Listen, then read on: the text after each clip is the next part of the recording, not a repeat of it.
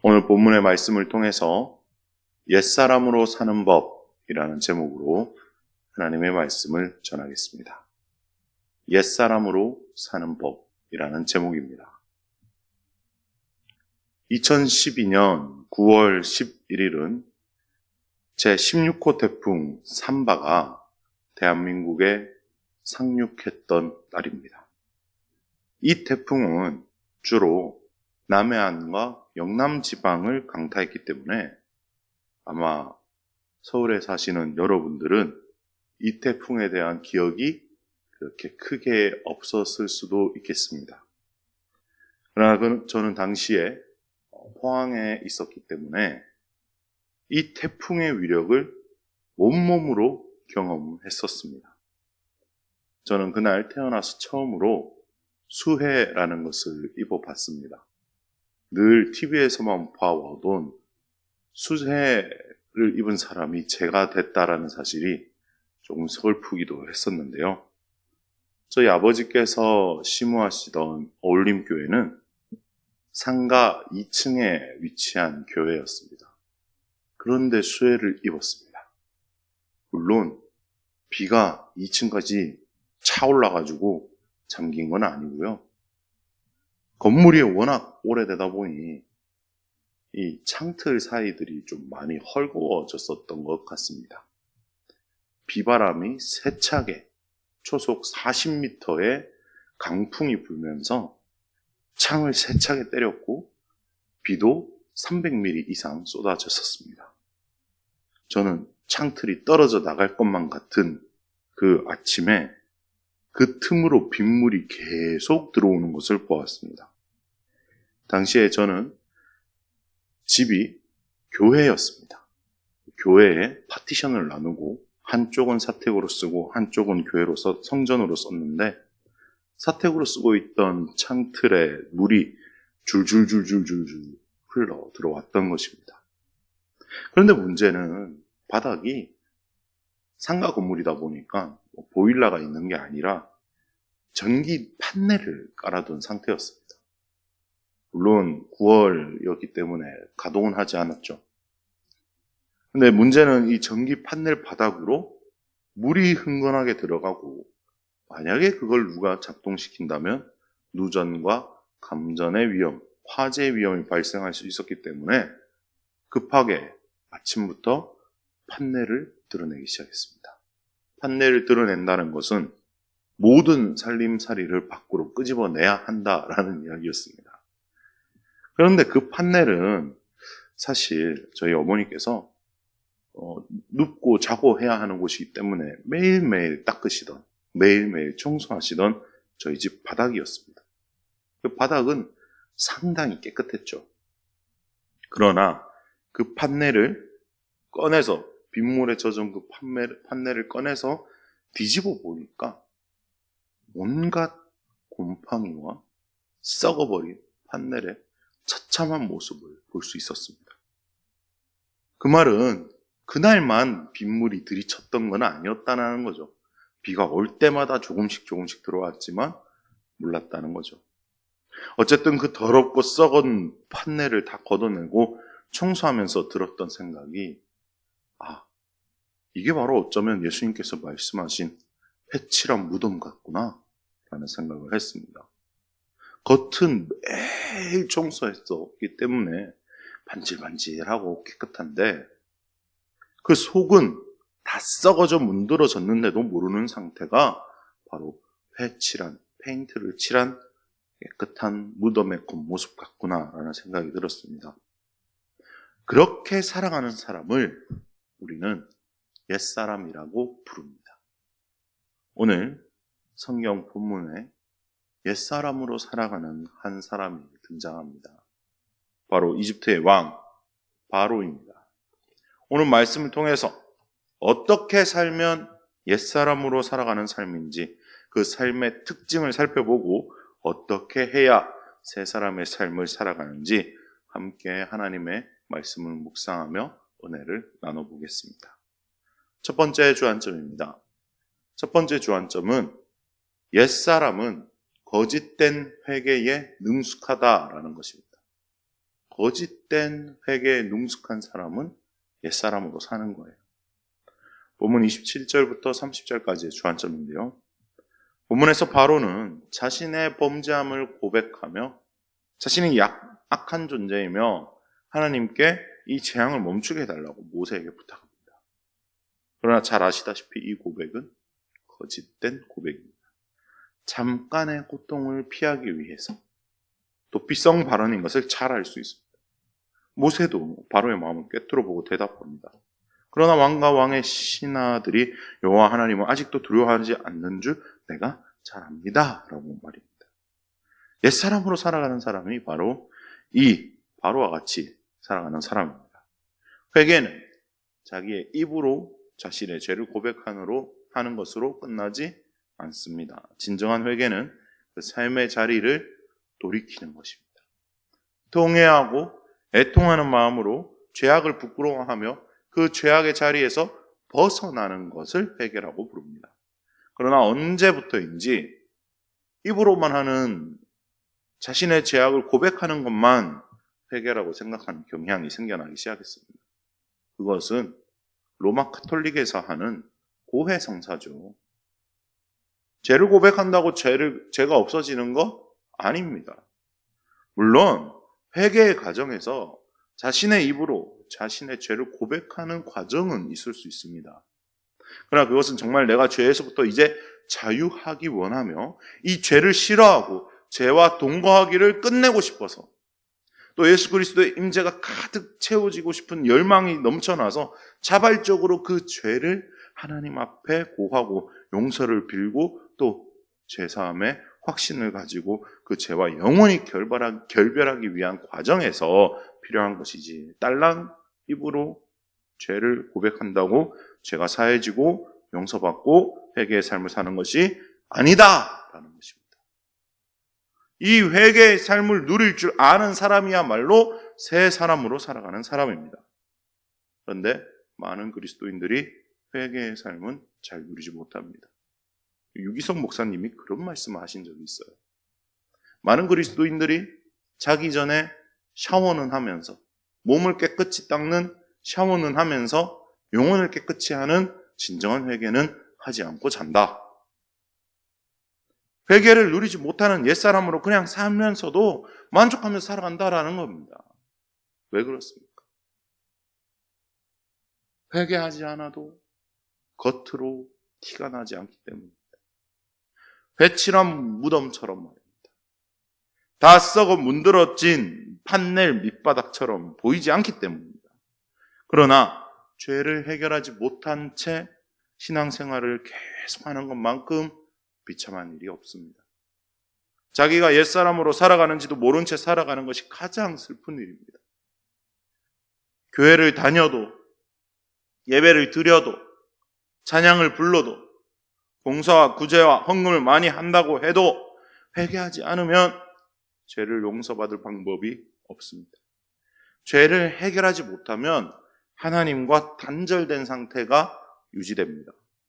하나님의 임재를 느낄 수도 없고 하나님의 임재를 누릴 수도 없으며 하나님과 인격적인 관계가 단절되어 버린다는 겁니다. 죄와 하나님은 공존할 수 없습니다. 죄와 하나님은 공존할 수 없기 때문에 하나님의 임재가 없는 신앙생활은 사실 굉장히 빡빡합니다. 은혜 받기도 힘듭니다.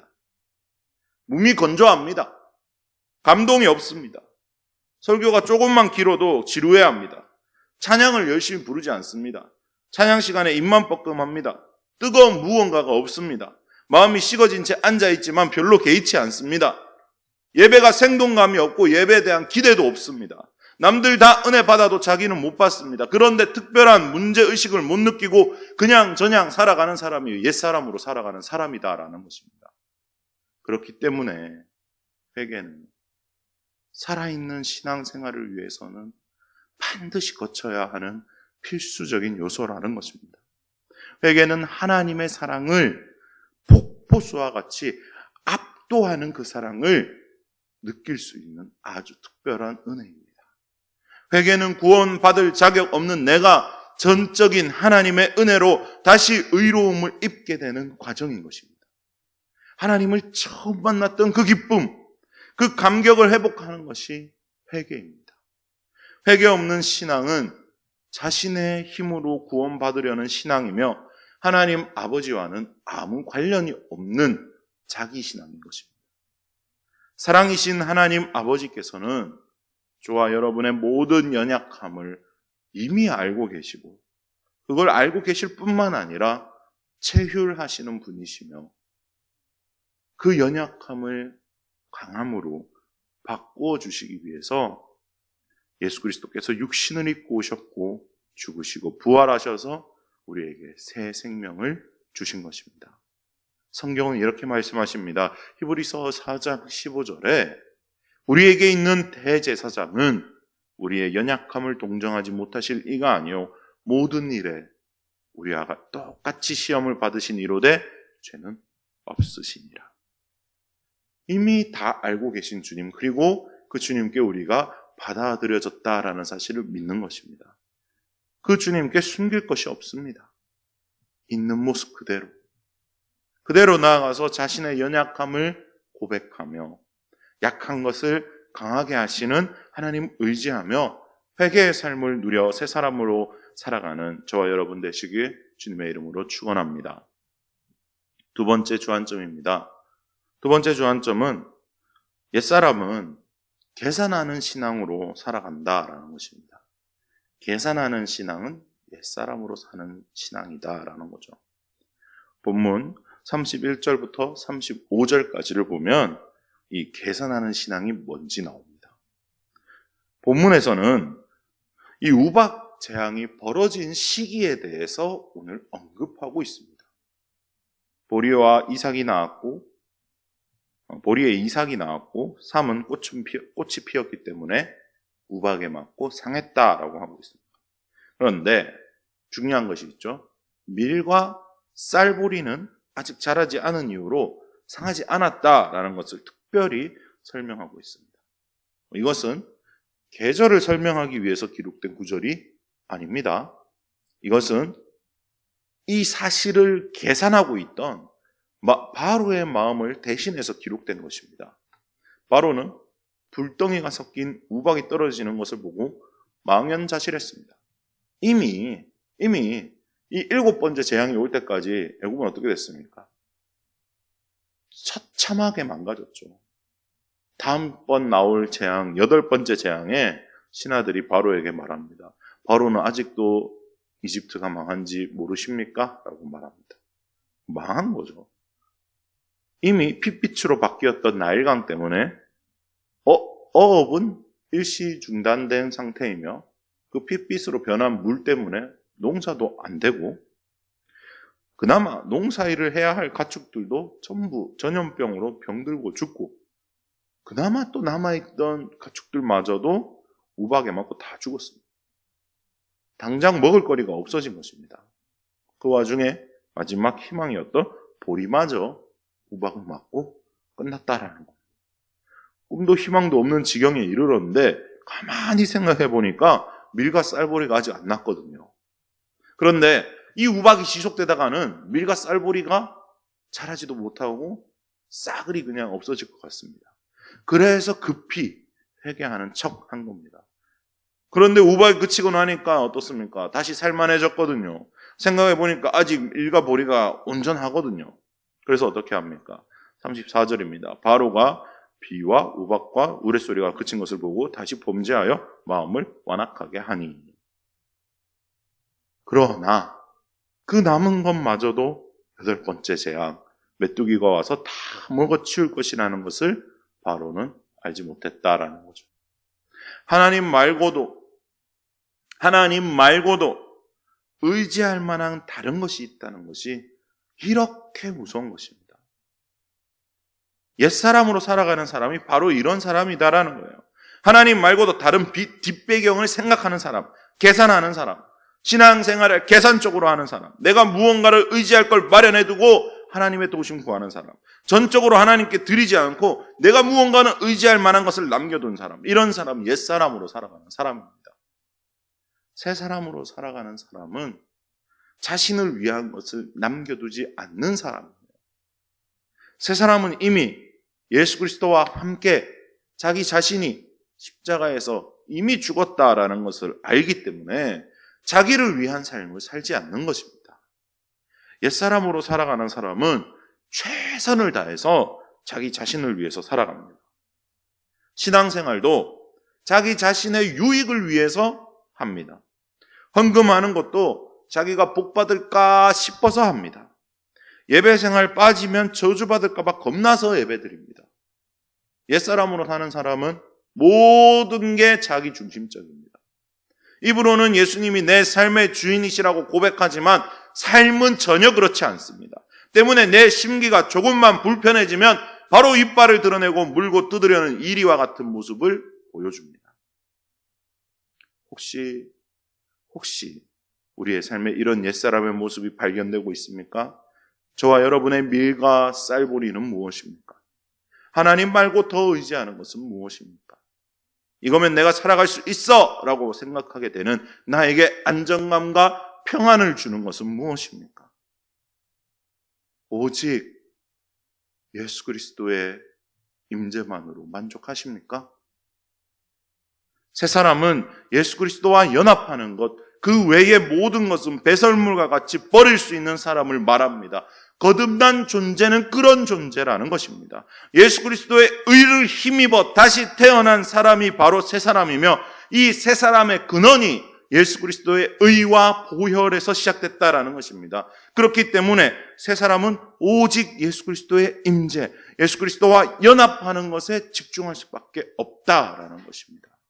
그것이 새 사람의 근본이자 우리에게 주어진 새 신분입니다. 예수 그리스도의 임재를 누리는 삶에 얼마나 충실하십니까? 예수 그리스도와 연합하기 위해 얼마나 애쓰고 있는지요? 예수 그리스도의 임재를 누리기 위해선 어떻게 해야 하는 것입니까? 24시간 예수님과 동행하기로 작정을 해야 하는 것입니다. 예수님께서는 지극히 인격적이신 분이시기 때문에 내가 예수님을 원하지 않으면 나에게 오시지 않습니다. 너무나 잘 아는 사실이죠. 나는 예수님 안 원한 적이 없는데요? 그렇게 생각한다면 자세히 한번 생각해 보시기 바랍니다. 오늘 여러분 새벽 기도를 마치고 여러분의 집에 다시 돌아가실 것입니다. 현관문을 열었는데 전에 알지 못하던, 전에 보지 못하던 어떤 광채가 내 방에서 새어나온다라고 한번 상상해 보십시오. 그 광채의 근본을 찾기 위해 방문을 열었더니 주님이 계신 거예요. 너무 반갑고 놀랍겠죠. 그런데 안 가셔요. 이제 집안일도 좀 하고 출근 준비도 하고 뭐도 하고 이것저것 다 해야 되는데 주님이 안 가셔. 계속 거기 계신다고 생각해 보세요. 부담스러우십니까? 그렇다면 예수님과 동행하는 삶이 아닌 거예요. 내가 죄와 예수님을 동시에 선택할 수는 없습니다. 내가 죄를 더 원하고 죄와 더 가까이 지낸다면 예수 그리스도의 임재는 없는 거예요. 내가 예수 그리스도를 더 원하는지 죄를 더 원하는지는 내 자신이 더 잘 알 것입니다. 우리는 이제 양자택일의 시간이 왔습니다. 신앙에 있어서 중간지대는 없습니다. 적당히는 없다고요. 정말 24시간 예수 그리스도와 연합하고 동행하기를 원하십니까? 정말 24시간 예수 그리스도와 연합하고 동행하기를 원하십니까? 아멘입니다. 거듭난 그리스도인이라면 이 상태가 정말 좋아하는 상태입니다. 그렇게 하고 싶어서 안달난 사람이 새 사람이라고요. 눈을 뜨면서 예수님 생각으로 시작하는 것입니다. 오늘 하루를 떠올리면서 오늘 나에게 어떤 일들이 일어날까? 그 일들 가운데 주님께서 주시고자 하는 메시지는 무엇일까? 나는 오늘 어떻게 하나님 아버지의 마음을 시원케 해드릴까? 주님은 나와 어떤 교제를 나누고 싶어 하실까? 나는 주님께 오늘 어떤 사랑의 고백을 드릴까? 그런 생각들로 하루를 채우는 것입니다. 그것이 임재를 선택하는 삶이며 이 임재를 선택하는 삶을 자주 반복하는 것이 바로 죄로부터 해방되는 방법이자 새 사람으로 살아가는 방법이다라는 것입니다.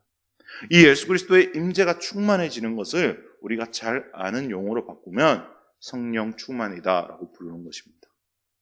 주여 주여 하고 불러 하는 것만 성령 충만이 아니다라는 것이죠. 나의 삶이 온통 예수 그리스도로 가득 찬다면 그것이 바로 성령 충만입니다. 임재의 충만이 곧 성령의 충만입니다. 이 예수 그리스도의 임재가 가득 차게 되면 나타나는 현상이 하나 있어요. 성령 충만하게 되면 나타나게 되는 현상들이 있다고요. 바로 하나님의 영광이 나타난다라는 겁니다. 하나님의 영광은 다른 것이 아닙니다. 하나님의 능력이 나타나는 것을 하나님의 영광이다라고 부르는 거예요. 하나님의 능력이 나타나는 것이 하나님의 영광. 성경은 이것에 대해서 상세히 증언합니다. 모세는 하나님의 임재로 가득 차 있었습니다. 모세는 하나님 말고 다른 거 생각한 적이 없습니다. 하나님께서는 모세를 통해 영광을 나타내셨어요. 어떤 영광입니까? 모든 능력과 기적을 보여주시는 거죠. 하나님께서 자신의 영광을 드러내는 방법이 능력을 통해서 드러내신다라는 겁니다. 이 진리는 지금도 저와 여러분에게 동일하게 역사합니다. 우리가 성령의 충만함을 받으면 어떤 일들이 일어납니까? 고린도전서 12장 8절부터 10절까지 이렇게 말씀하십니다. 어떤 사람에게는 성령으로 말미암아 지혜의 말씀을, 어떤 사람에게는 같은 성령을 따라 지식의 말씀을, 어떤 사람에게는 같은 성령으로 믿음을, 어떤 사람에게는 한 성령으로 병 고치는 은사를, 어떤 사람에게는 능력 행함을, 어떤 사람에게는 예언함을, 어떤 사람에게는 영들 분별함을, 다른 사람에게는 각종 방언 말함을, 어떤 사람에게는 방언 통역을 주신다라고 기록되어 있습니다. 오늘 이 모든 하나님의 능력이 예수 그리스도의 임재를 충만히 누려서 성령의 능력이 우리 가운데 나타나기를 주님의 이름으로 간절히 축원합니다. 아멘입니다. 실로 아멘입니다. 지금 그리스도인들은 이 능력을 바랄 때입니다. 성령의 충만함을 입을 때입니다. 비실비실해서는 세상에 휩쓸려서 옛사람으로 살아갈 수밖에 없다라는 것입니다. 예수 그리스도의 임재로 충만해지지 않고서는 옛사람의 옷을 벗어버릴 방법이 없습니다. 오늘 다시 한번 예수 그리스도와 연합하고 예수 그리스도만 선택해서 성령의 충만함을 받아 하나님의 영광을 세상에 드러내는 저와 여러분 되시길 주님의 이름으로 축원드립니다. 말씀을 마무리하겠습니다.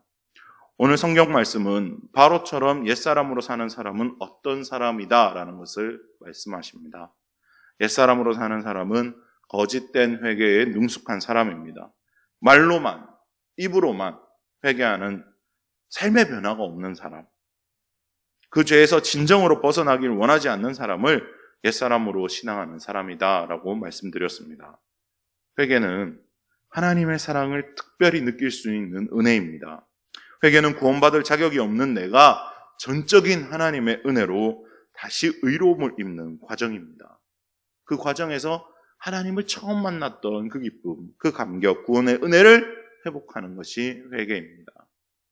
있는 모습 그대로 나아가서 자신의 연약함을 고백하며 약한 것을 강하게 하시는 하나님을 의지할 때 회개의 삶을 누리며 그 능력으로 새 사람의 삶으로 나아가는 저 여러분 되시길 축원합니다. 또한 계산하는 신앙으로 사는 사람이 옛사람으로 사는 사람이라 말씀드렸습니다. 밀과 쌀보리를 계산했던 바로는 자신의 마음을 다시 완악하게 할 근거를 찾았습니다. 하나님 말고도 다른 뒷배경을 생각하는 사람, 신앙생활을 계산적으로 하는 사람, 내가 무언가를 의지해두고 의지할 걸 마련해두고 하나님의 도우심 구하는 사람, 전적으로 하나님께 다 드리지 않고 뭔가 내가 의지할 만한 걸 남겨둔 사람, 이런 사람이 옛사람으로 살아가는 사람이라고 말씀드렸습니다. 새 사람은 오직 예수 그리스도와 연합하는 것, 그 외의 모든 것은 배설물과 같이 버릴 수 있는 사람을 말합니다. 거듭난 존재, 다시 태어난 존재는 그런 존재입니다. 예수 그리스도의 의를 힘입어 다시 새롭게 태어난 사람이 바로 새 사람이며 새 사람의 근원은 예수 그리스도의 의와 그의 보혈입니다. 그렇기 때문에 새 사람은 오직 예수 그리스도의 임재, 주님과의 연합하는 것에 집중할 수밖에 없습니다. 그것이 새 사람의 근본이자 우리에게 주어진 새 신분이죠. 오늘 다시 한번 예수 그리스도와 연합하고 예수 그리스도만 선택해서 성령의 충만함을 받아 하나님의 영광을 나타내는 저와 여러분 되시길 주님의 이름으로 축원드립니다.